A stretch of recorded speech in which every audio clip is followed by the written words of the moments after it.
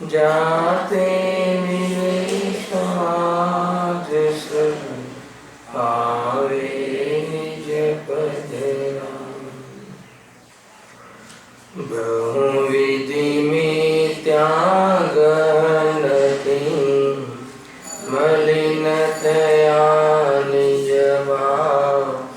अभावत ताये हेतुनो सहज रूप दर्शन।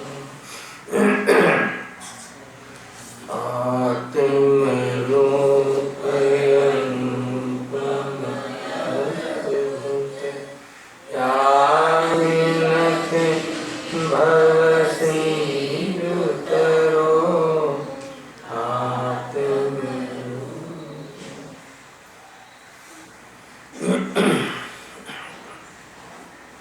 आ श्री मोक्ष मार्ग प्रकाशक ग्रंथ है। પાંચમા અધિકાર ઉપર આપણે સ્વાધ્યાય ચાલી રહ્યો છે। અન્ય મત નિરાકરણ, પેજ નંબર 136-137। એમાં અન્ય મત નિરાકરણ ઉપસંહાર, જેટલા પણ અન્ય મતોનું જે મંડન ખંડન એ સંબંધી વિશેષ ચર્ચા થઈ। પંડિતજીને સમેટવાના પ્રસંગમાં એક પ્રશ્નની ચર્ચા કરી છે કે તમે જ્યારે બધા મતોનું ખંડન કરો છો અને અમારો જ અથવા તો તમારો જૈન મત જ સાચો એમ જ્યારે વાત કરો છો તો એ તો રાગ દ્વેષ થયો, એ તો પક્ષપાત થયો। તો પંડિતજી કહે છે કે અમારો કોઈ રાગદેશ કરવાનું પ્રયોજન નથી। ભલાને ભલું કહેવું અને બુરાને બુરું કહેવું એમાં પક્ષપાતની વાત ક્યાં આવી? તો સામેવાળો પ્રશ્ન કરે છે કે બધા પક્ષોને સામ્ય ભાવે સમાન ભાવે જોવા જોઈએ। જૈન ધર્મમાં તો બધાને સમાન જોવાની વાત ઘણીવાર આવી છે। તો પંડિતજી કહે છે કે દ્રવ્ય સ્વભાવથી તો અમે બધાને ભગવાન જોઈએ છીએ અને પર્યાયની અપેક્ષાએ જે ભેદ છે, કોઈ વિતરાગી છે, કોઈ રાગી છે, તો એ જે ભેદ છે ભેદનું જ્ઞાન પણ કરીએ છીએ। હા, એ વાત બરાબર છે કે પર્યાયનું જ્ઞાન કરીએ છીએ અને દ્રવ્ય સ્વભાવથી બધા એક છે એમ નહીં, બધા સમાન છે એમ જોઈને અમે અમારા પરિણામમાં સામ્ય ભાવ જરૂર લાવીએ છીએ। પરંતુ બધાને સામ્ય જોવા, વિતરાગી અને રાગીને એક સમજવા એ કોઈ સામ્ય ભાવ નથી, એ તો અજ્ઞાનતા છે એમ કહીને બહુ અદ્ભુત સુંદર જવાબ આપે છે। એના પછી બીજો ટોપિક હતો અંતિમ વ્યાખ્યાનમાં અન્ય મતથી જૈન ધર્મની તુલના વાળો ટોપિક આપણે ચાલી રહ્યો છે। એમાં બહુ સુંદર વાત એ કરી કે જે અન્ય મત જેટલા પણ બધા નૈયાયિક મત છે, જે શૈવ મત છે, બધા જ મતોમાં એક માત્ર રાગાદી અર્થાત વિષય કસાય આદિના પોષણની વાત છે। જ્યારે જૈન ધર્મમાં વિષય કસાયના પોષણની વાત નથી, અભાવની વાત છે। આ મૂળભૂત અંતર છે। તો બંનેને સમાન કેવી રીતે કહેવા? જેમાં અંતિમ 2-3 પંક્તિઓ વાંચીને આપણે અનુસંધાન કરીએ છીએ। ત્યાં કહ્યું જો કે તેઓ કોઈ ઠેકાણે કોઈ કસાય ઘટાડવાનું પણ નિરૂપણ કરે છે, પેજ નંબર 137। તો તે છળ વડે કોઈ ઠેકાણે અન્ય કસાયનું પોષણ કરે છે। કેવી રીતે? ઉદાહરણ આપે, જેમ ગ્રહ કાર્ય છોડી પરમેશ્વરનું ભજન કરવું ઠરાવે, એમ રીતે આપણે ભક્તિ આદિ કરવાનું કહ્યું, પણ પરમેશ્વરનું જે સ્વરૂપ છે એ સ્વરૂપ તો સરાગી કહ્યું એ લખી દો, પણ પરમેશ્વરનું સ્વરૂપ સરાગી ઠરાવી તેના આશ્રય પોતાના વિષય કસાયને પોષણ કરે છે। 3 વાત મેં યાદ કરાવી હતી, है ना? क्रिया, परिणाम ने अभिप्राय। क्रिया में शुभ क्रिया से, परिणाम में कषायनी मनतानी बात करी પણ અભિપ્રાયમાં તો રાગના પોષણની જ વાત છે, હે ને? સરાગી સ્વરૂપ બતાવીને દેવશાસ્ત્ર ગુરુનું એ તો પોષણની જ વાત છે. તો પછી ક્યાં એ સત્યતા આવી? હવે સામે જૈન ધર્મની તુલના કરે છે. ત્યાં જૈન ધર્મમાં દેવ ગુરુ ધર્માધિકનું સ્વરૂપ વિતરાગ જ નિરૂપણ કરી કેવળ વિતરાગતાને જ પોષણ કરે છે અને તે પ્રગટ છે. બહુ બોલ્ડ અક્ષરમાં લખ્યું છે પંડિતજીને અહીંયા આ પંક્તિમાં કે જે આપણા દેવગુરુ શાસ્ત્ર જૈન શાસનમાં જે દેવગુરુ શાસ્ત્રનું સ્વરૂપ કહ્યું, ભગવાનનું સ્વરૂપ કહ્યું, એ તો વિતરાગ સ્વરૂપ બતાવ્યું. એ કોઈ સ્વયં રાગનો પક્ષ નહીં, રાગનું પોષણ નહીં અને રાગનો અભાવ વર્તે છે એટલે સુખી પણ છે અને બધાને રાગના અભાવની પ્રેરણા આપે છે અને એ જ સુખનું કારણ છે. અહીંયા લખ્યું અને તે પ્રગટ છે. પ્રગટ છે એનું શું એટલે એવું કે જે દેખાય છે, ખ્યાલમાં આવે છે.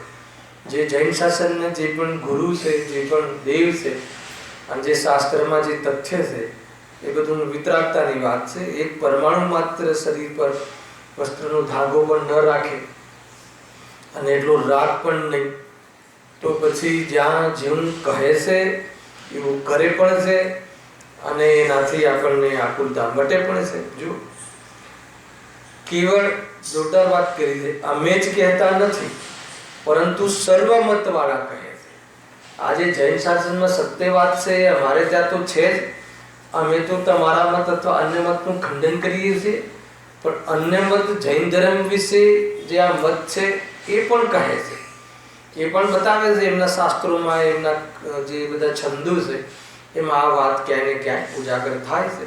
જો અને તે આગળ અન્ય મતમાં શાસ્ત્રોની સાક્ષી વડે જૈન મતની સમીચીનતા અને પ્રાચીનતા પ્રગટ કરવા નિરૂપણ કરીશું. આના પછી તરત એ આ ટોપિક લેવાવાળા છે. હજુ આમાં એક બે પ્રશ્ન એમને અપેક્ષિત છે. અહીંયા ફરી એ વાત બતાવવા માગે છે કે તમારા શાસ્ત્રોમાં, અમારા શાસ્ત્રોમાં તો કહ્યું જ છે કે અમારા દેવશાસ્ત્ર ગુરુ વિતરાગી છે અને રાગનું પોષણ નથી કરાવતા, પણ તમારા શાસ્ત્રોમાં, તમારા ગ્રંથોમાં, તમારા છંદોમાં પણ અમારા જે દેવશાસ્ત્ર ગુરુનું સ્વરૂપ વિતરાગી છે એમ તમે કહ્યું પણ છે. અહીંયા વાત અહીંયા કરી છે. જુઓ, एको रागी सुराजते प्रियतमा देहार्थधारी हरो न रागे सुजिनो विमुक्त ललना संगो नयत्मात् परं दुर्वार स्मरवा नपनंग विसव्या मुक्तो जनम शेष काम विडंबितो हि विषयान् भोक्तुं न भोक्तु क्षण. આ કોનો છે આ શ્લોક? એ લોકોમાં શું કહે છે? જો પ્રિયતમા દેહધારી હરો. હરોનો શું અર્થ છે? હરો એટલે મહાદેવ થાય. હર હર મહાદેવ કહે છે તો એ જે સીટી વાગે છે થોડું કરવું. પ્રિયતમા દેહધારી હરો. હરો એટલે જે મહાદેવ છે એ પ્રિયતમા એટલે પાર્વતી. અર્ધ શરીરમાં તો પાર્વતીને ધારણ કરે છે, બરાબર. અને રાગી પુરુષોમાં રાજતે, રાગી શું? રાજતે, રાગી પુરુષોમાં શોભે છે. મહાદેવ એ રાગી પુરુષોમાં લીડર છે, નીચે અર્થ બી કરે છે. પછી કહે છે ન રાગેશુ. ન રાગેશુ એટલે વિતરાગી, રાગ રહિત. જીનો વિમુક્ત લલના, લલના એટલે સ્ત્રી. સંગોના યત્મા બ્રહ એટલે સ્ત્રીઓના સંગ્રહિત અને અર્થાત એ સંબંધી રાગ રહિત એક માત્ર વિરાગી જિનેન્દ્રદેવ શોભે છે. એટલે વિતરાગીઓમાં જિનેન્દ્રદેવ શોભે છે અને રાગીઓમાં મહાદેવ શોભે છે. એમના ગ્રંથોમાં લખેલું છે. પછી આગળ શું છે? દુર્વાર સ્મર.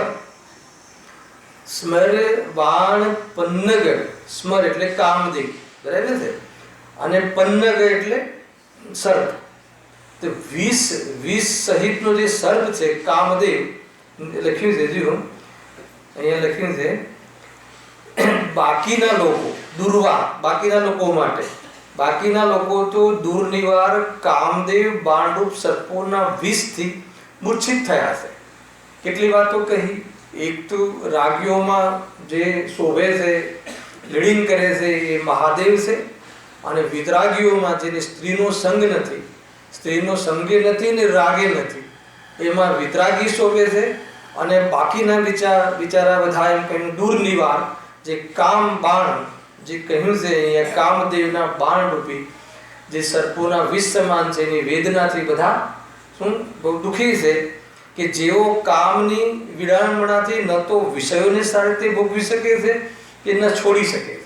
ટૂંકમાં આ શ્લોકનો એ વિસ્તાર નથી કર્યો, એમાં એટલું કહ્યું કે તમારા શ્લોકોમાં પણ વિતરાગી દેવ જે છે એને આ રીતે કહ્યું છે કે એ સ્ત્રીઓના સંગથી રહિત છે. જૈનોના જે દેવ છે જો લખ્યું છે. હવે આ શ્લોકમાં સરાગીઓમાં મહાદેવ તથા વિતરાગીઓમાં જીનદેવને પ્રધાન કહ્યા છે. વળી સરાગ ભાવમાં અને વિતરાગ ભાવમાં હવે મૂળ વાત જેમને કહેવી છે ને, કેવી રીતે સમાન કહેવા, આગળ સામ્ય ભાવનું જે એમને એક પ્રકારથી અપેક્ષા રાખી છે કે તમે સમાન કહો, એવી જાતનું કહ્યું છે. તો અહીંયા કહે છે કે વળી સરાગ ભાવમાં અને વિતરાગ ભાવમાં પરસ્પર પ્રતિપક્ષીપણું છે, બે વિરોધી ભાવ છે. એક સરાગી, એક વિતરાગી. સરાગી એ દુઃખનું કારણ, વિતરાગી સુખનું કારણ. અને એક પવિત્ર, એક વાસ્તવમાં અપવિત્ર. બંનેમાં પ્રત્યક્ષમાં પ્રતિપક્ષીપણું એટલે વિરોધીપણું છે. તેથી તે બંને ભલા નથી. તે બંને ભલા નથી એટલે શું? એક ભલું છે ને એક ભલું નથી, એમ બંને એક સમાન નથી. છેલ્લે એમ અહીંયા કહેવાનું છે. પરંતુ તેમાં એક જ હિતકારી છે. કોઈ હિતકારી હશે? વિતરાગી એ હિતકારી છે. હવે કોઈ વિતરાગના પક્ષનો નથી, અન્ય મતનો છે, એને પૂછો તો પણ એ શું કહેશે કે ભાઈ વિતરાગી એ ભલું છે, અને રાગી દ્વેષીમાં ક્લેશ છે, ઝઘડા છે, કર્મબંધ છે, અશાંતિ છે, વિચલિતતા છે, આકુલતા છે. વગર શાસ્ત્રે જોઈએ પણ તમે કોઈને પૂછો રાગ દ્વેષમાં શું છે કે આકુલતા છે, ક્લેશ છે. અને જ્યાં રાગ દ્વેષ નથી ત્યાં શું છે કે નિરાકુલતા છે. એમ જો અર્થાત વિતરાગ ભાવ જ હિતકારી છે. જો બહુ સુંદર લખ્યું છે, આપણને એમ લાગે પણ રસિક છે આ બધું.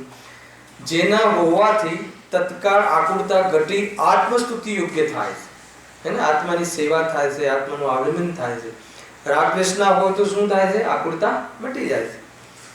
અને જેનાથી આગામી ભલું થવું કેવળ અમે જ નથી કહેતા, પણ સર્વે મતવાળા કહે છે. શ્લોકનું પ્રમાણ આપ્યું એમના શાસ્ત્રોના, અને કહ્યું કે તમારા શાસ્ત્રોમાં પણ કહ્યું છે કે વિતરાગતાથી ભલું થાય છે, તાત્કાલિક બી ભલું થાય છે, અને આગામી કામમાં કેમ ભલું થાય? કારણ કે કર્મ બંધ થતો નથી, એટલે કર્મ ઉદય થતો નથી, સંસાર રહેતો નથી, એટલે આગામી કાળમાં પણ વિતરાગતાથી જ ભલું થાય છે. ટૂંકમાં વિતરાગતા ઉપાદેય છે, રાગ દ્વેષ ઉપાદેય નથી. આપણને આનાથી આપણે એ પ્રેરણા લેવી જોઈએ કે આપણે બી આપણા જીવનમાં, આપણા જૈન શાસનમાં પણ જે પણ ધાર્મિક કાર્યો કરીએ છીએ એમાં રાગ દ્વેષનું પોષણ કદાચ ભૂલથી થતું હોય તો ત્યાં ધ્યાન આપવું જોઈએ. માન કષાયનું પોષણ થતું હોય તો ધ્યાન આપવું જોઈએ. અને હું હમણાં એક પ્રતિષ્ઠામાં ગયો હતો ને ભાઈ, તો ત્યાં અમારે એક મિત્ર હતા, તો એમને બસ એમની પાસે નો લિમિટ હતી. કોઈ આપણે પૈસા બોલવાની હશે, કોઈ એમની પાસે કોઈ વ્યવસ્થા અથવા કોઈનું હશે એની પાસે, તો આમ સભામાં બોલતા જ જાય 2 લાખ 5 લાખ 10 લાખ એમ. તો પછી એ પત્યા પછી મને મળ્યા અને મને કહે કે બસ એમ મન મૂકીને કે આપણે ભાવ બની ગયા. પછી મને કહે પણ ત્યાં આપણે અહંકાર બહુ વર્તતો હતો. એમ કહ્યું કે બહુ આમ કે જો મેં બોલી લઈ લીધી. તો મેં એમને ચોખ્ખું કહ્યું કે તમે આમ બી કોઈ દાન કરવું કશાયની મનતાપૂર્વક ધર્મ તો છે નહીં, પુણ્ય છે, પરંતુ તમે તો માન કશાયનું પોષણ કરીને જે 10 લાખ રૂપિયા આપ્યા એટલે પુણ્ય પણ નથી. સ્પષ્ટ કહ્યું કે એ તો પાપ બાંધ્યું, એમાં કહ્યું તો કે એમ છે. મેં તો એમ જ છે. તમને અંદરમાં અહંકાર વર્તાતો હતો, તમને એમ થતું નહોતું, એ તો તમે અહંકારનું પોષણ કરતા હતા. વિતરાગતાની ભાવનાનો ભાવ પણ ક્યારે ખ્યાલ આવે છે. આ વાત તમને એમ લાગે કે સામાન્ય છે, પણ સામાન્યથી એનો ભાવ બહુ ઊંચો છે. આપણે બી જરા કોઈ બોલતા હોઈએ, દાન આપતા હોઈએ, જે પણ કોઈ આપણી પોઝિશન પ્રમાણે, ત્યાં આપણને પ્રભાવનાનો ભાવ હોવો જોઈએ. અને શુભભાવ છે, પ્રભાવના મારે કરવી છે એવી જાતિનો આપણને પક્ષ આવવો જોઈએ પોતાના સ્વભાવનો. અહીંયા એમ કહે છે જો હા, ત્યાં સરાગ ભાવ થતા તત્કાળ આકુળતા થાય છે અને નિંદા પણ થાય છે. હે, કોઈ માની લો કે તમે કરોડો રૂપિયા આપો અને પછી તમે કોઈ માગણી કરો, એને અમને વ્યવસ્થા આપજો, અહીંયા નામ લખજો, તો પછી ભલે એ તમારી સામે વ્યક્તિ સંસ્થાવાળા કાંઈ બોલે નહીં, પણ પાછળથી નિંદા થતી હોય છે ને કે કેવો માણસ છે, એને નામ માટે પૈસા આપે છે, એનો ધંધો બનાવી દીધો આને, તો અહીંયા પણ વેપારી વૃત્તિ છે એની, પૈસા આપીને કંઈક ચાહે છે, તો નિંદા તો થાય જ છે. સરાગીઓની તો નિંદા થાય છે. અને લૂકમાં પણ કોઈ જે વિતરાગી દેવશાસ્ત્ર ગુરુમાં કોઈ પદ લઈ લે કોઈ મુનિ દશાનું અને પોતાના કુટુંબ કબીલાઓ સાથે બેસે અને એની સાથે વધારે સમય આપે, અનિલભાઈ તો શું થાય છે? નિંદા થાય છે કે નથી થતી? આપણે ત્યાં બી માનો કે જ્યાંથી દીક્ષા લીધી હોય જે ગામમાંથી, એ ગામવાળા આવે તો એના પર પ્રેમ વધારે બતાવે, એની સાથે વધારે ચર્ચા કરે, હે ને, તો બીજા લોકો શું કહે કે સાના મુનિ, સાના સાધુ, હજુ તો પૂરેપૂરો રાગ તો છે, તો નિંદા પણ થાય છે. અને આવું થતું પણ હોય છે. બધી બાબતો જોવા લાયક છે, આ બધું જાણવા લાયક છે. ટૂંકમાં જાણીને એમ કરવું જોઈએ આપણે આપણા જીવનમાં કોઈ પદ લઈએ તો આવી ભૂલો આપણાથી ન થવી જોઈએ. એટલા માટે જ આ સમજવું છે, કોઈ નિંદા કરવા માટે નહીં. અને ભવિષ્યમાં પણ બુરું ભાષે છે. તમે જે કોઈ બી સાધુ દ્વારા કોઈ કદાચિત આવી કોઈ પ્રવૃત્તિ થતી હોય અને આપણે એની અનુમોદના કરીએ અને એનો સપોર્ટ કરીએ, કેમ કે આપણે વધારે આપણું નામ બોલતા હોઈએ, તો સરવાળે શું થાય છે કે ધર્મ નંદવાય છે. સરવાળે એને સપોર્ટ મળે છે. સપોર્ટ મળીને પછી એ ઘરમાં જેવી પ્રવૃત્તિઓ થતી હોય એવી પ્રવૃત્તિઓ ત્યાં આચરે છે અને સરવાળે શું થાય છે? ધર્મ નંદવાય છે. તો એમાં આપણે અનુમોદના થઈ ગઈ ભાઈ. તો આ વાતનો ખ્યાલ રાખવો જોઈએ, હે ને. જો માટે જેમાં વિતરાગ ભાવનું જ પ્રયોજન છે એવા જૈન મત જ ઈષ્ટ છે, પણ જેમાં સરાગ ભાવનું પ્રયોજન પ્રગટ કર્યું છે એવા અન્ય મતો અનિષ્ટ છે. તેને સમાન કેમ મનાય? જો આવી સમાનવાળી વાત આગળ એને કહ્યું કે સમાન માનો ને, બધા ભગવાન જ છે. ધર્મ ક્ષેત્રમાં તો બધાને ધર્મ માટે ધર્મની અપેક્ષા બધાને સમાન માનો, પણ કે તારો અધર્મ છે, વિતરાગતા ધર્મ છે, રાગ ધર્મ છે, રાગ અધર્મ છે અને વિતરાગતા ધર્મ છે. વિતરાગતા ધર્મ છે અને રાગ અધર્મ છે, અને તું તારા રાગને ધર્મની કોટીમાં ખતરવાનું કહે તો એ તો કેવી રીતે બને? આમાં કોઈ પક્ષની વાત નથી. અમને તો જે વિતરાગતા ધર્મ છે એનો પક્ષ છે, અમારો પક્ષ સાચો છે એ રીતે અમને કોઈ પક્ષ નથી. જો હવે બે પ્રશ્નો કર્યા છે, બહુ સુંદર વાતો છે. ઘણીવાર એમ લાગે કે આપણે લોકો ભલે શાસ્ત્ર વાંચતા હોઈએ, સ્વાધ્યાય કરતા હોઈએ, બહુ ઊંચી વાત બી કરતા હોઈએ, પણ આવી કોઈ વાત અંદરમાં પોસાતી હોય તો અનર્થ થઈ જાય છે. કોઈ વાણીમાં ધર્મ નથી, બોલવામાં ધર્મ નથી, બોલીને ધર્મ થતો નથી, વાણી આત્માની પર્યાય નથી, આત્મા શબ્દમાં આત્મા નથી, જ્ઞાયક શબ્દમાં જ્ઞાયક નથી. ખ્યાલ આવ્યો કે નહીં? આ વાત સમજવી જોઈએ. પ્રશ્ન જો કેવી વાત કરે છે, એ તો સાચું એટલે શું? તમે વાત કહો છો કે ભાઈ વિતરાગતા એ ધર્મ છે, એમાં સુખ મળે છે, આગામી કાળમાં સુખ છે, રાગમાં આધર્મ છે, આગામી કાળમાં પણ તાત્કાલિક નિંદા થાય છે ને આગળ પણ બધી વાત સાચી.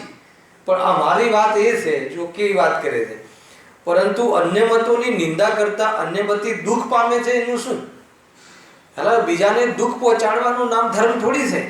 તમે બીજા મતનું ખંડન કરો તો એને તો દુઃખ પહોંચે છે કે નથી પહોંચતો? બરાબર છે કે નહીં પ્રકાશભાઈ? કોઈ અન્ય મતનું ખંડન કર્યું, કોઈના દોષ જોઈને તમે એને દોષનું જ્ઞાન કરાયું તો પછી એને દુઃખ પહોંચે છે, તો પછી તમે વિતરાગી થઈ જાઓ. કાં તો તમે એના દોષને દોષ નહીં કહો, ગુણ માની લો. હા, તમે વિતરાગી થઈ જાઓ એ વાત તો સાચી છે, પરંતુ તમે એના દોષને ગુણ કહો અથવા એને દોષને ઇગ્નોર કરો અથવા એની દોષને તમે અનુમોદના કરો કે જેથી રાજી થાય કે એવો માર્ગ નથી. કોઈને રાજી કરવાનો માર્ગ નથી, કોઈને ગમે એવું નિરૂપણ કરવાનો માર્ગ નથી. ખ્યાલ આવે કે નહીં? આગળ તો બહુ જોરદાર વાત કરી છે. એમાં એવું લખ્યું કે ભાઈ આ મારો મત જે આ બીજા પક્ષો છે તમારા મતની પ્રશંસા કરે છે, તો તમે કમસે કમ અમારા મતની એટલે તો પ્રશંસા કરો.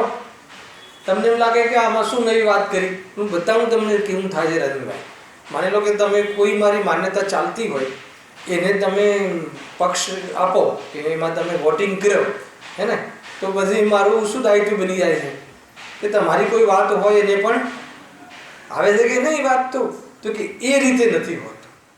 તો જોઈ લો જીતુભાઈ, તમારી કોઈ વાતો ચાલતી હોય, માન્યતાઓ ચાલતી હોય અને તમે એની કોઈ નિરૂપણ કર્યું આપણા ગ્રુપમાં અને મેં હા પુરાવ્યું એમાં, તો પછી તમને નહીં ભાઈ હવે ભાઈએ બી જે કીધું છે એમાં મારે બી કાં તો ચૂપ રહેવું કાં તો ગોળ રીતે હા કરવી ખરી. પહેલાં નહીં તો શું થશે, ને તો મારી વાતનો જે હા પાડે છે ને આવું તમને અંદર ફીલ થતું હોય છે આપણને, અને સરવાળે ખોટા પક્ષનું પોષણ થતું હોય છે. વિતરાગતા તો દૂર રહી ગઈ, અને આ બહુ થતું હોય છે. જે આપણું બધું ગ્રુપ ચાલતા હોય છે ને, જે ચર્ચાઓ થતી હોય છે ત્યાં બહુ ચાલતી હોય. તમે મારા ફોલોવર્સ કે વિતરાગતાના ફોલોવર્સ, હે ને, મારા ફોલોવર્સ શબ્દ આવી ગયો ને વાત પતી ગઈ. એટલે મને પછી તમારી કોઈ વાત હોય, તમારી કોઈ ખોટી આદત હોય, તો એ આદતને લીધે મારે કોઈ બી રીતે પોષણ કરવાની વાત આવી જશે. એટલે ભાઈ બહુ મોટી વાત છે અને બહુ ચાલી રહ્યું છે ને થાય પણ, અને એને લઈને સરવાળે એને અધર્મ થાય છે, જે આત્માનું અહિત થાય છે. મુખ્ય વાત તો એ છે. જો એ તો સાચું, પરંતુ અન્ય મતોની નિંદા કરતા અન્ય મતી દુઃખ પામે અને બીજાઓની સાથે વિરોધ થાય, તેથી નિંદા શા માટે કરો છો? હે ને, કેવી રીતે કહ્યું, તમે નિંદા શા માટે કરો છો? કે સારી વાત નથી. ભલે તમારો મત સાચો તમારી પાસે રાખો, તો બીજા મતની તમે ખંડન કરીને આટલી બધી નિંદા કરીને આટલી ચોપડી લખી નાખી, તો બીજા લોકોને ખરાબ નહીં લાગે, ખોટું નહીં લાગે? ખ્યાલ આવે કે નહીં? ખરેખર તો કોઈને દોષ બતાવીએ બીજું કોઈ પ્રયોજન ના હોય. બહુ સરસ લખ્યું છે, જો બહુ જોરદાર એમને જવાબ આપ્યો છે. જો કસાયપૂર્વક નિંદા કરીએ અન્યને દુઃખ ઉપજાવીએ તો અમે પાપી જ છીએ. ખ્યાલ આવે? મતલબ એને જીતવા માટે, અમારા પક્ષને સાચો ઠરાવવા માટે, અમે એની નિંદા કરવા માટે, એ નીચો દેખાય એ માટે, અને એનાથી હું અધિક દેખાઉં એ માટે, એના માટે અમે એની નિંદા કરતા હોઈએ તો હું પાપી જ છું. બહુ જોરદાર લખ્યું છે ભાઈ. અને તમે જોઈ લેજો, આપણે જ્યારે બે જણ ડિસ્કશનમાં આવી જઈએ જીતુભાઈ, છેલ્લે શું પર આવી જઈએ છીએ? શાના પર આવી જઈએ છીએ? એકબીજા પર આવી જઈએ છે ને, તું ખોટો હું સાચો.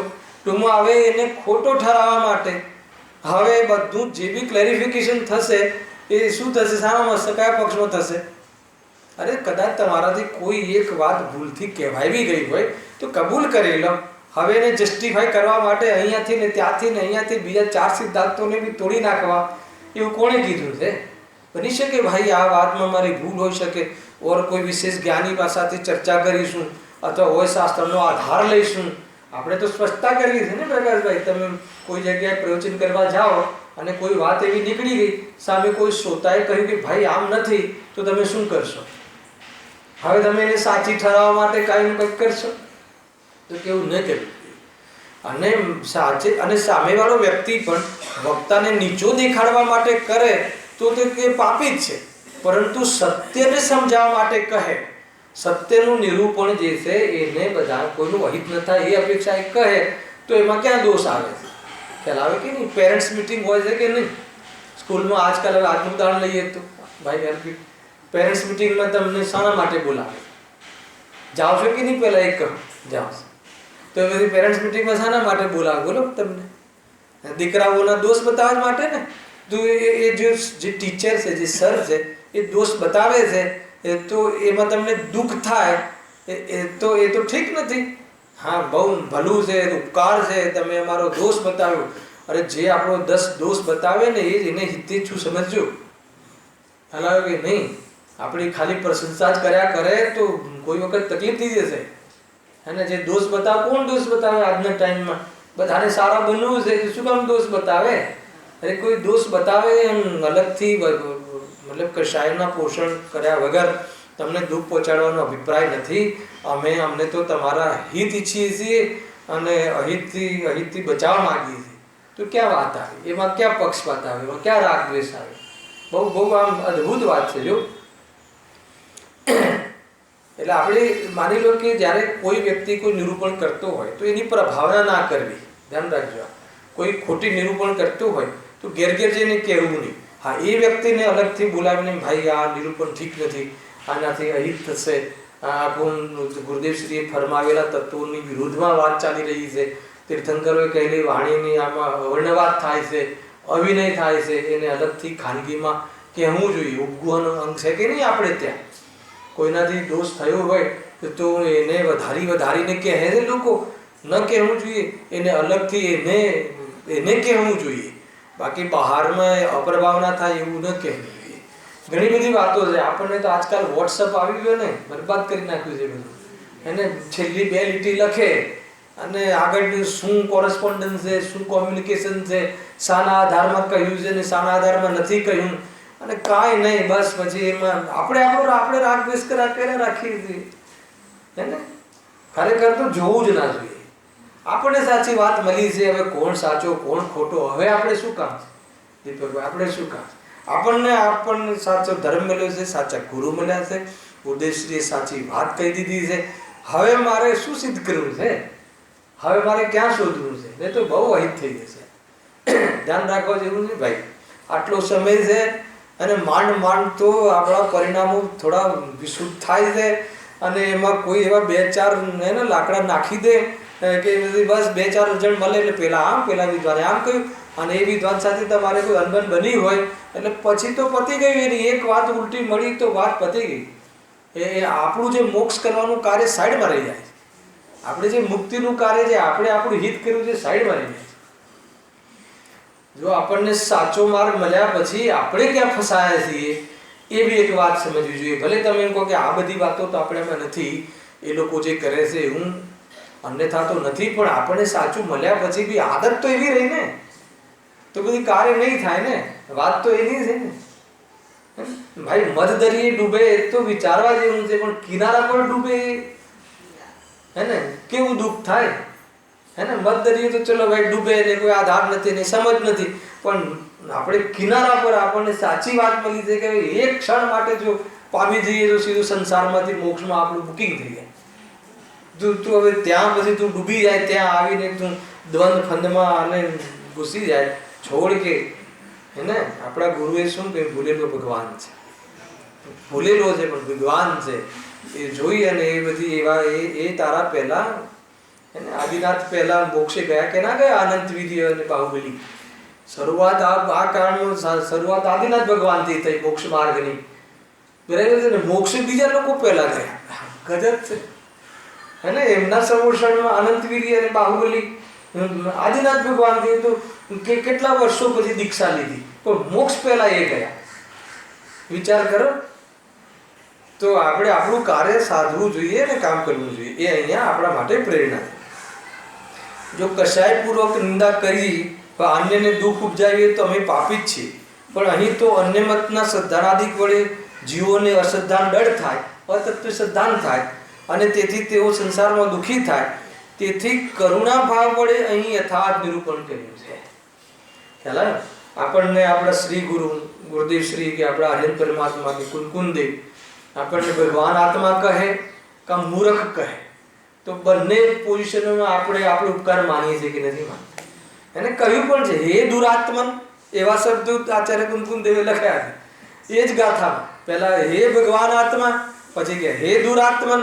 બંને શબ્દથી સંબોધન આપણને આચાર્ય કુલકુંદેવે કર્યું છે. તો બંને પ્રસંગોમાં આપણને રાગ દ્વેષ થાય છે કે આપણને એમ લાગે છે કે કેટલી કરુણા છે મુનિ ભગવંતોમાં, કે આપણને વાસ્તવમાં જાગૃત કરે છે, એલર્ટ કરે છે. કેવી મોટી વાત છે બોલો. કોઈ એમ કહે કે એ આપણને કોઈ વ્યક્તિ આપણને એલર્ટ કરવા ના કરતો હોય અને આપણને દુઃખથી દબાવા કરતો હોય તો કે તારે શું પ્રોબ્લેમ છે? ભલે એનું ભોગવશે, તને તો એ જાગૃત કરીને ગયો ને, ભલે એનું જે બી વિઝન હોય, પણ તું કોઈને એ રીતે નહીં કરતો, તું કોઈને દુઃખી એને કરુણા ભાવથી એને કેવી સ્ટાઇલથી કહેવું, કેવી રીતે કહેવું અને આમાં લાગે એ રીતે કહેવું, પહેલાં સામર્થ્ય બતાવવું ગુરુદેવની સ્ટાઇલ અને પછી પર્યાયમાં પાવરતા છે એનું જ્ઞાન કરાવવું, બે વસ્તુ બરાબર યોગ્ય રીતે કરાવવું અને જીવને આ માર્ગમાં લગાડો. એટલી જબરજસ્ત વાત છે ભાઈ, કે સામાન્ય વાત નથી હે ને. જો કેટલી વાર એવું બન્યું છે કે ભાઈ તમારે ત્યાં બહુ જોરદાર વાત છે, આવા પાપી છીએ તો એ ભગવાન કહે છે આપણને, તો એમ સમજીને જીવ જોડાઈ જાય હે ને. એ સામર્થ્યને બતાવવા વાળી વાત છે, સામર્થ્યને બતાવવું બહુ મોટી વાત છે. જો તેથી કરુણાભાવ વડે અહીં યથાર્થ નિરૂપણ કર્યું છે. છતાં કોઈ દોષ વિના પણ દુઃખ પામે, કોઈ એવો મારો કોઈ એવો ઇન્ટેન્શન ના હોય છતાં દુઃખ પામે કે વિરોધ ઉપજાવે, તો તેમાં અમે શું કરીએ? હવે જો ઉદાહરણ એવા જોરદાર આપ્યા છે હે ને. જેમ મદિરાની નિંદા કરતા કલાલ દુઃખ પામે, કુશીલની નિંદા કરતા વેશ્યાથી દુઃખ પામે, તથા ખરું ખોટું ઓળખવાની પરીક્ષા બતાવતા ઠગ દુઃખ પામે, તો એમાં અમે શું કરીએ? આપણે કોઈ પોલીસ એકેડેમી અહીંયા પોલીસ ચોકી નાખીએ હે અને બરાબર બંદોબસ્ત કડક કરી દઈએ તો કોને દુઃખ થાય નહીં ભાઈ? ચોરોને દુઃખ થાય, ઠગોને દૂર થાય દુઃખ થાય. તો એમાં અમે શું કરીએ? એને ઠગ પણ છોડવું જોઈએ હે ને. અમે તો એના સારા માટે કરીએ છીએ. તો હવે એને છતાં દુઃખ થાય તો અમે શું કરીએ?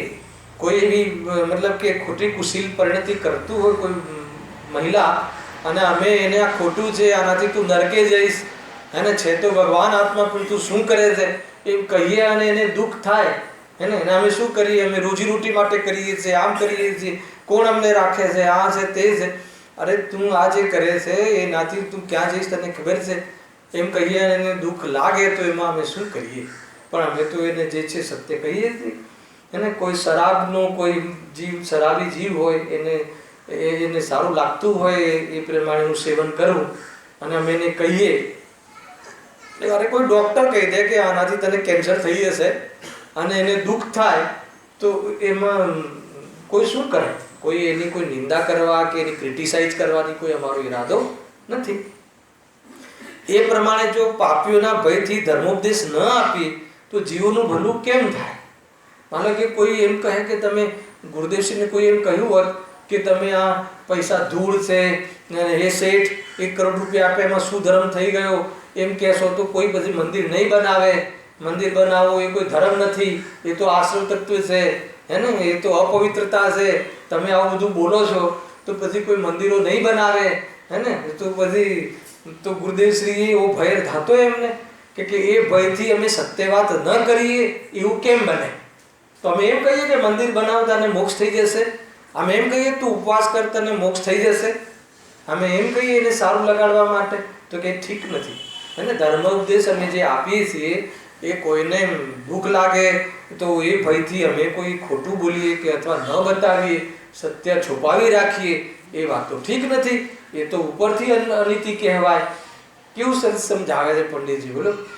જે બી એમને જે બી એનું પરિણામ જે બી આવ્યું એમના જીવનમાં, પણ એની કિંમત પર બી એમને સત્યને ન છુપાવ્યું. ખ્યાલ આવે છે? 2 મહાપુરુષો થઈ ગયા, પથ્થર ગુરુદેવશ્રી પર બી પડ્યા અને પંડિત ટોડરમલજીને તો હે ને પોતાનું આયુષ્ય જ જાન જોખમમાં નાખવું પડ્યું તો પણ સત્યથી એ હટ્યા નહીં.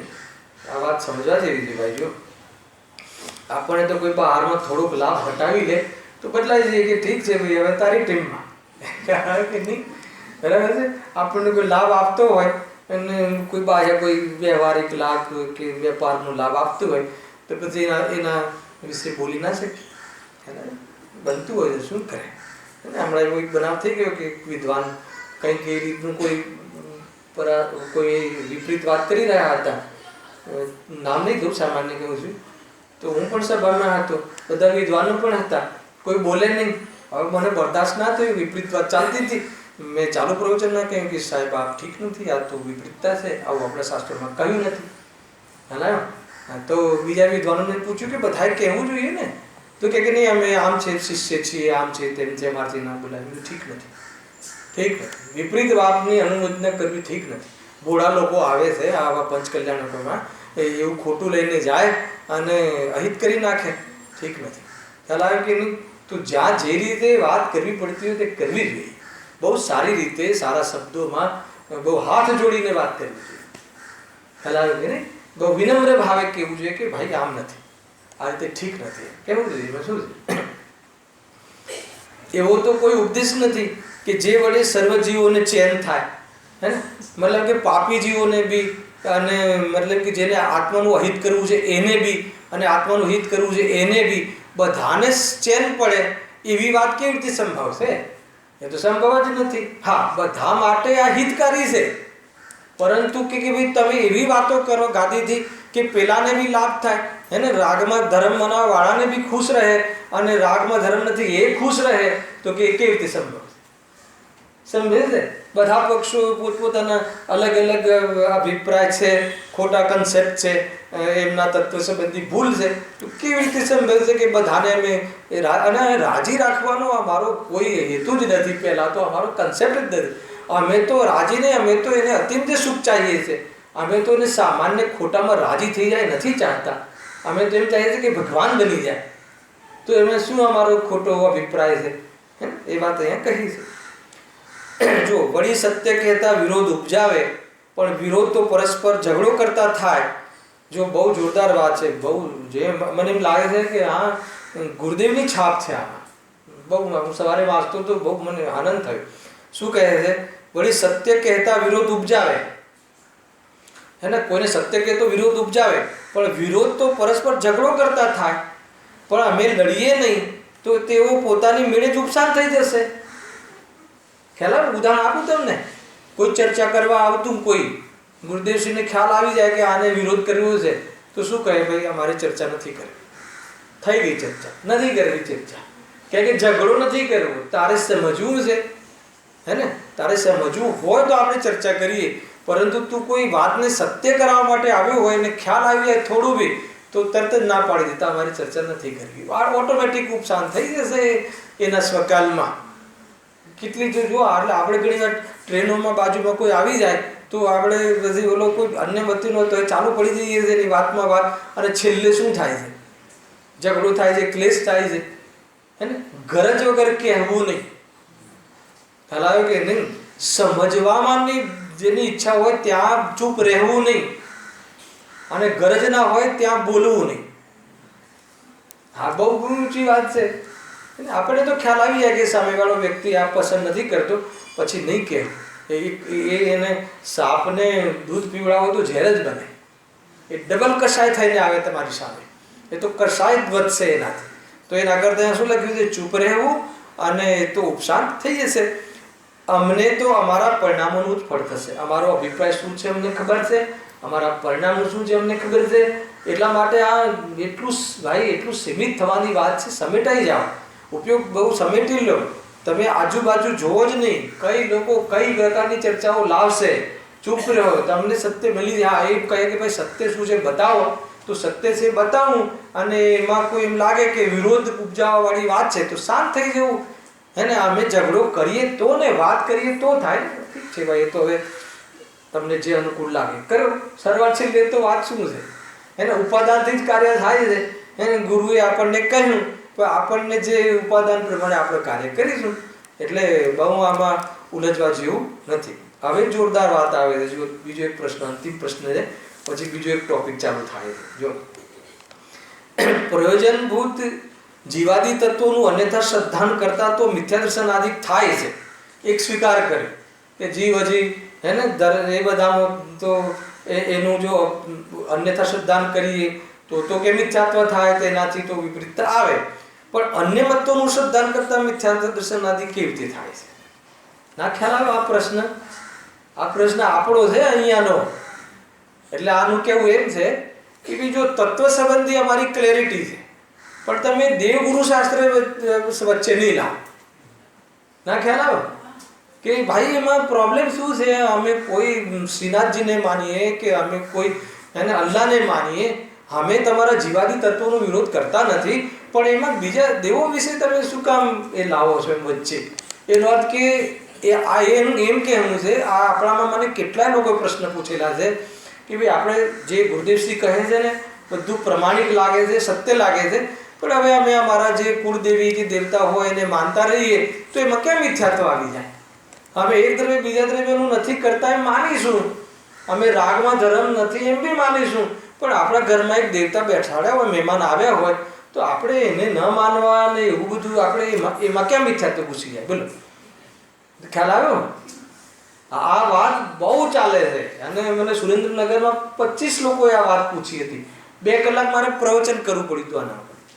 2 કલાકનું ત્યાં રેકોર્ડેડ પ્રવચન. પછી સભામાં આવી ગઈ વાત, આ ફરતા ફરતા નથી. મેં તો હવે સભામાં જ કહીએ, કેટલા જણને અલગ અલગ કહેવું. તો કહે છે કે ભાઈ તું વાત કોઈ ગુરુની કે દેવની નથી. કોઈ ગુરુદેવ આપણને મોક્ષે નથી લઈ જતા, પણ જે ગુરુદેવ એ બી તો પ્રયોજનભૂત છે. રાગી ગુરુ કે રાગી દેવ એ મોક્ષ માર્ગી છે, અને રાગી હોય એ કેવી રીતે સંભવ છે? જે રાગી હોય એ કેવી રીતે દેવ હોઈ શકે? એ કેવી રીતે આત્માના હિતમાં નિમિત્ત બની શકે? તો પછી તમે એની શ્રદ્ધા રાખો અને તમે જ્ઞાનમાં કે વાણીમાં તત્વની વાત લઈ લો, તો કે એનાથી કોઈ તારું હિત નહીં થાય, કેમ કે તારી શ્રદ્ધામાં ઊંડે ઊંડે તો જે પ્રયોજનભૂત તત્વ સંબંધી શું છે?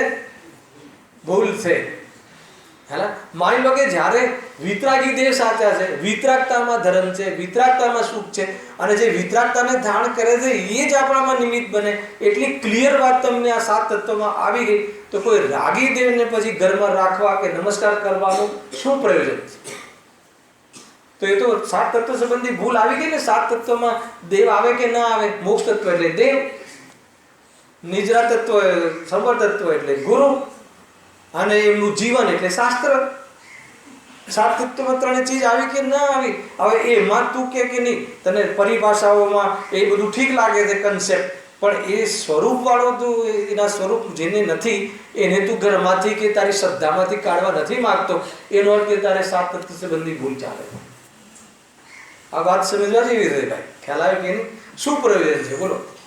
માની લો કે જ્યારે એ દેવ આપણા આત્મહિતના એની એક વાત કે ન એનું જીવન કે ન એનું સ્વરૂપ આપણામાં નિમિત્ત બનતું નથી આત્માના હિતમાં, તો હવે એને ઘરમાં રાખીને કે શ્રદ્ધામાં રાખીને શું લેવું છે? એનો કે તને ઊંડે ઊંડે તને એમ છે કે આ દેવ મને ભલે મને વેપારમાં તમને મદદ કરતી તો શું વાંધો છે? ભલે ને આ આત્મા હિતમાં કાંઈ ના કરે, પણ વેપારમાં તો કે તો તારું પુણ્ય હશે ને, તો તું નહીં બોલાવે તોય આવી જશે દેવો, હે ને? તારું અંદરમાં જે ધ્યાન ધરતાઓ મુનિરાજો હોય છે એ લોકોને આજુબાજુ દેવો મફતમાં આવી જાય. આવી ગયા કે ના આવી ગયા? બોલાવવા નથી પડતા, એની સાધના કરવી નથી પડતી, અને એ આવ્યા તો એના પર લક્ષ નથી હોતું, અને બંનેમાં ભેદ નથી કરતા. ઉપસર્ગ કરે અને ઉપસર્ગ હટાવે, બંને ઉપર ભેદ કરે છે. સમજમાં આવે છે કે નહીં? તો શું કરવું છે તારે? ભાઈ બધું લૂંટાઈ જાઓ. અરે કોઈ શરીર પરથી ધડ અલગ કરી દો, પરંતુ આ ધડ કોઈ કુદેવના ચરણમાં તો નહીં જ નમે. હાલાવ કે નહીં? અને કાલ જતું હોય તો આજ જાઓ, બધું છીનવાઈ જાઓ. દીકરો દીકરી પતિ વિમુખ થઈ જાય તો થઈ જવા દો. આવા શબ્દો કયા હતા ને? પત્ની વિમુખ થઈ જાય તો થઈ જવા દો, સારો સંસાર વિમુખ થઈ જાય તો થઈ જવા દો, પરંતુ કુદેવ કુગુરુ કુશાસ્ત્રના સમક્ષ તો આ ધડ ક્યારે નહીં નમે. એવી પાકી શ્રદ્ધા પહેલા હોય છે, પછી સમ્યક દર્શન થાય. એના પહેલા સમ્યક દર્શન 3 કાળમાં ના થાય. આ છે વાત. કોઈ ખૂણે ખૂણે ખૂણે હવે ઘરમાં 4 જણ હોય ને, કોઈ રાખે તો રાખે, હે ને? હવે એને તો શું કરાય? એને તો આપણે એ તો ઝઘડા કરવાનું કીધું નથી, હે ને? પણ આપણે આપણી શ્રદ્ધા એના જેવી કરવી એવું ક્યાં લખ્યું છે? પતિ પત્ની હોય, હજુ પત્નીની શ્રદ્ધા હોય એનામાં, તો હવે એને શું કરે? એને સમય યોગ્ય સમય જોઈને બતાવવું. ન સમજે તો ન સમજે. આમે બધા જીવ જુદા છે, કોઈ એકબીજા જીવ સાથે કોઈ સંબંધો છે નહીં, હે ને? એનો સંસાર જુદો છે, તારો સંસાર જુદો છે. ઘરના માણસે જ વિરોધ કર્યો તો શું કરી લીધું આદિનાથ ભગવાને? ઘણી વાર બહારનો વિરોધ કરે ચાલે, પણ ઘરનો જ આપણા અગેન્સ્ટમાં થાય તો કેવું દુઃખ થાય? ભગવાનને ક્યાંથી દુઃખ થાય? રાગ જ છે નહીં, હે ને? મારી ચી સામે પડી ગઈ આખી આદિનાથ ભગવાનને, તો શું થયું? કે શું? અને એમને તો જ્યારે પ્રશ્ન પૂછ્યો શ્રેણિક રાજાએ, તો એમને તો એ તો સર્વજ્ઞ છે, એમના જ્ઞાનમાં તો એક જ સમયમાં ઝલકતું હતું કે આ બધું થવાનું છે. તો પણ એ તો જે જેમ છે એમ છે. ડરવું નહીં ભાઈ, એ ભલે અપયશ થાય, દુનિયા ન ધિક્કાર કરે તો કરવા દો, પરંતુ આ વાત જબરજસ્ત ધ્યાન રાખજો. આગળ તો આખો અધિકાર લખ્યો છે, બહુ બધો ખુલાસો થશે. જો શું કહે છે હવે એનો જવાબ વાંચી. અન્ય મતોમાં વિપરીત યુક્તિ પ્રરૂપી છે. જીવાદી તત્વોનું સ્વરૂપ યથાર્થ ન ભાસે તેવા ઉપાય કર્યા છે. તે શા માટે કર્યા છે? એમના દેવ રાગનું પોષણ કરે, કામ લીલાઓ કરે અને પાપ કરે, જે સામાન્ય વ્યક્તિ ના કરે એવા ખોટા શરાબ સેવન કરે, સત્ય વ્યસન કરે અને ધર્મ બનાવે, અને તો બધી એનું શ્રદ્ધાન કરીને શું મતલબ છે? આગળ તો બધું ભણી ગયા ને આપણે કે આ બધી ચીજો કરે છે, તો બધી એને અમે ધાર્મિક કેવી રીતે માનીએ? એક પાપી જીવ ના કરે એને તમે કામ લીલા માનો અને એને ધર્મ માનો અને કરે અને એને તમે નમસ્કાર કરો, એનું શું મતલબ છે? એ રીતે છે. જો જીવાદી તત્વોનું યથાર્થ સ્વરૂપ ભાસે તો વિતરાગ ભાવ થતા જ મહાનપણું દેખાય. સ્પષ્ટ લખ્યું છે ને, જો એનું શ્રદ્ધાન થાય તો વિતરાગી ભાવ થતા જ મહાનપણું દેખાય. પણ જે જીવો વિતરાગી નથી અને પોતાની મહાનતા ઈચ્છે છે, તેઓ સરાગ ભાવ હોવા છતાં પોતાની મહાનતા માનવા માટે કલ્પિત યુક્તિ વડે અન્યથા નિરૂપણ કરે છે. આપણે સાત તત્વ ગમે તો પછી વિતરાગી દેવ આપણને ગમે કે રાગી દેવ ગમે? પછી રાગી દેવ ગમવાની વાત ક્યાંથી આવી? તો કાં તો તને સાત તત્વ નથી ગમતા, ઠીક છે, તે તારા જ્ઞાનનો વિષય, તારી ચતુરાઈનો વિષય તે બનાવી દીધું, ક્ષયક્ષમનો વિષય તો બનાવી દેવાય, એમાં કઈ મોટી વાત હે ને? આ પંડિતજી અન્ય મતોના ખુલાસા કર્યા છે, તો આખા અન્ય મતનું શાસ્ત્ર લખી નાખે, લખવું હોય તો. ક્ષયક્ષમ તો ગજબનો છે, પણ શ્રદ્ધામાં સ્વીકાર નથી ને એમને તો પોતાની શ્રદ્ધા, બીજા લોકોની બી શ્રદ્ધા, ખોટી શ્રદ્ધા તોડવા માટે આ પ્રયાસ કર્યો છે. કેટલી કરુણા કહેવાય ભાઈ. ખ્યાલ આવે છે કે નહીં? ખબર નહીં, પણ આ જીવને ઘણી વખત ઘણા લોકો કહે કે યોગાનું બને બી એવું છે, એ દિવસે આપણે વિરોધ કર્યો હોય, દેવી દેવતા જે ઘરમાં બેસાડ્યા હોય, અને એ જ દિવસે કંઈક પાછું એવું ઘટે કે જેથી ઓલા કે જો તે આ વિરોધ કર્યો એટલે થયું છે. આવું બહુ થતું હોય છે. શું કરે વિચારોથી? પણ કે તો પણ હે ને, જે કિંમત ચૂકવવી પડે ચૂકવી દેજો, હે ને, કે ભાઈ તું ઘોડીથી તું છલ્લી કરી દે મને, પણ નહીં નમે શ્રદ્ધામાં નહીં આવે તો ન જ આવે, હે ને. આટલી અંદરમાં તૈયારી ખુમારી હોવી જોઈએ. એને નમવાની વાત નથી. સમાજ નહીં બોલાવે તો, છોકરીઓ નહીં લેતો, છોકરાઓને વહુઓ નહીં આપે તો એનો ભોગ. નક્કી કરીને આવ્યો છે, આમ તો બોલો છો ને, જોડીઓ નક્કી થઈને આવી છે, શું પ્રોબ્લેમ છે? નક્કી થઈને આવી છે ને, બધું ફિક્સ છે, તો પછી ક્યાં પ્રોબ્લેમ છે? થવાનું હશે, થશે. એના માટે હું મારું જીવન બદલી નાખું. હેલાયું કે કરે છે. મને પેલા લોકો કહેતા કે તમારું આટલું સ્ટ્રિક્ટ જીવન છે, તો પછી છોકરાને કોઈ વહુ આપતા ડરે તમારા ઘરમાં. તો મેં કીધું હું થોડી છોકરા ઉપર જબરજસ્તી કરું છું. હેલાયું કે નહીં? આવું બધું બહુ પહેલાં આવતું. એ બધી દીકરાને કોણ આપશે વહુ કે તમારા ઘરમાં આટલું સ્ટ્રિક્ટ? આજકાલ તો છોકરીઓને કેટલી છૂટ જોઈએ, આ જોઈએ, તે જોઈએ. મેં કીધું એના માટે હું ભ્રષ્ટ થઈ જાઉં, એના માટે હું મારી સોચ બદલી દઉં. આવે છે કે નહીં? આ બધી વાતો તમને ઘરેલું લાગશે, ઘરેલું વાતો નથી, આ એકદમ જીવની પીડા છે. એને કોને કહે? અહીંયા બેઠેલા કેટલા જીવોની પીડા છે અંદર છે. કોઈ ચિંતા નહીં કરવી, હે ને, જીવી લેશે. એ તો બધું જેમ છે. અને લગ્ન કરીને કયો જીવ સુખી થઈ જાય છે? શું પ્રોબ્લેમ છે? અનિલભાઈ બરાબર છે કે નહીં? એટલે સમજૂતો કરી લેવું, અને ઠીક નથી. આ ધ્યાન રાખજો એમ બોલું. હા, જબરજસ્તી ન કરવી દીકરાઓ દીકરીઓ પર. બતાવું કે ભાઈ આ છે સત્ય, આ છે, આ રીતે રહેવું જોઈએ, એટલી વાત. બાકી બધું પછી જે આપણે પોતાની જાતને ભ્રષ્ટ નહીં કરવી. જો જોરદાર વાત છે ભાઈ. અદ્વૈત બ્રહ્માદિકના નિરૂપણ વડે જીવ અજીવનું સ્વચ્છંદ વૃત્તિ પોષવા વડે આશ્રય સમરાદિકનું તથા સકસાઈ વત્વા અચેતન વત મોક્ષ કહીને એ વડે તેઓ મોક્ષનું યથાર્થ શ્રદ્ધા પોષણ કરે છે.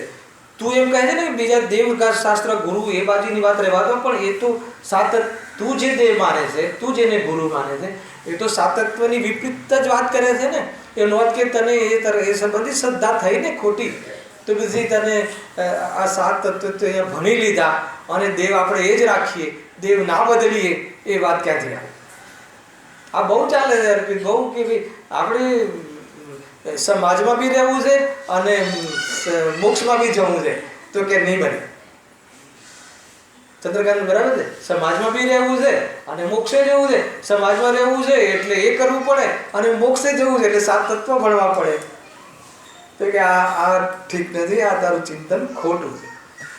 બહુ મોટી ભૂલો ચાલે છે ભાઈ રાજુભાઈ. લાગે તમને પણ અંદરની આ તો જીવને પીડા છે કે શું કરવું, કાંઈ નહીં કરવાનું, નહીં અડવાનું. એ પથ્થર જ છે. દ્વેષ કરવાની વાત નથી, પણ મારી શ્રદ્ધાનો વિષય નથી, હે ને?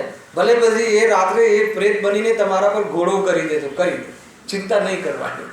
અને અમે કોઈ અન્ય કન્ટ્રીઝમાં જઈએ ને તો ત્યાં ક્યારેક ચર્ચા કરીએ તો કે અહીંયા બધા બધા અલ્લાહ અલ્લાહ છે, રાત્રે તમને ભૂત આવી જશે, ત્યાં આમ થશે, કંઈ વાંધો નહીં, હે ને? એ બી આત્મા છે અમારે ત્યાં, તો એવી સ્વરૂપે ભગવાન આત્મા છે, વાતો કરીશું, ચિંતા નહીં, હે ને?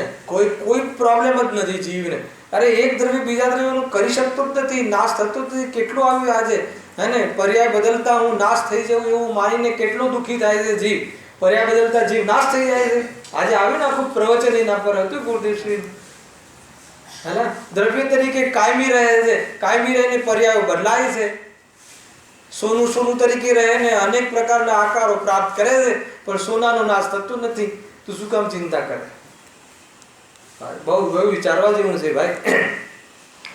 તેથી અહીં અન્ય મતોનું અયથાર્થપણું પ્રકટ કર્યું છે. જો એનું અન્યથાપણું ભાસે તો તત્વ સિદ્ધાંતમાં રુચિવાન થાય અને તેઓની યુક્તિ વડે ભ્રમ ન થાય. ખ્યાલ આવ્યો? મતલબ કે એ વાત પાકી છે કે એ અહીંયા જે અમે તને જે વાત કરી છે એમાં તને અન્યથાપણું ભાસે તો આત્માની રુચિ થાય, અથવા જેને આત્માની રુચિ થઈ હોય એને અન્ય મતમાં અન્યથાપણું ભાષા વગર રહે જ નહીં, હે ને? એમ અહીંયા કહ્યું છે. અને ક્યારે બી એની યુક્તિઓ વડે કે જાત જાતના પ્રલોભનમાં ક્યારે ના ફસાય. જેને એકવાર આત્માની રુચિ થાય, જેને સત્યની રુચિ થઈ જાય, રુચિ એટલે શું? વિશ્વાસ. એનો વિશ્વાસ થઈ જાય, એને કોઈ ગમે એટલા પ્રલોભન આપે કે ગમે તેટલા ઉદયો આવે, ધર્મ પર શંકા ન કરે.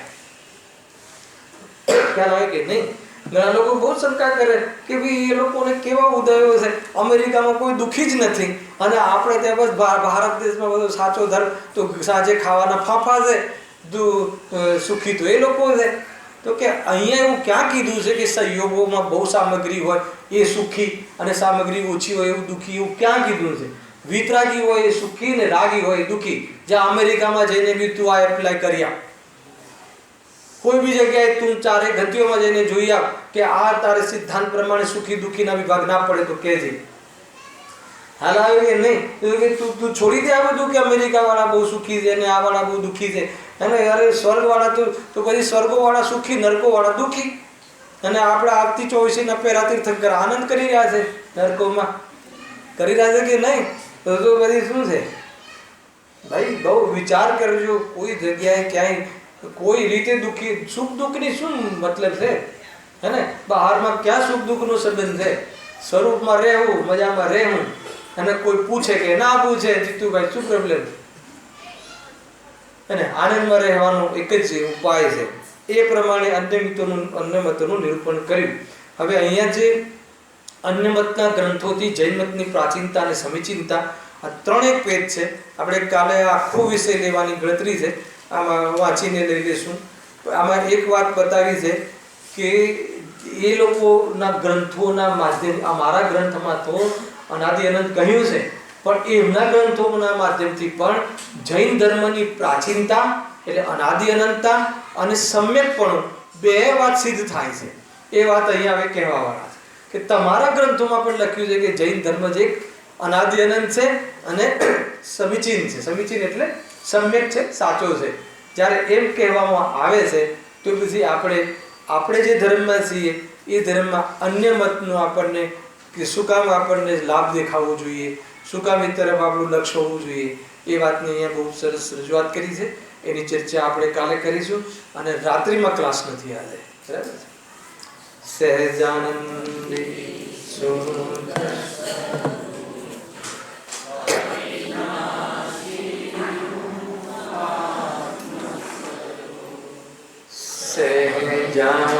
સહેજાનંદી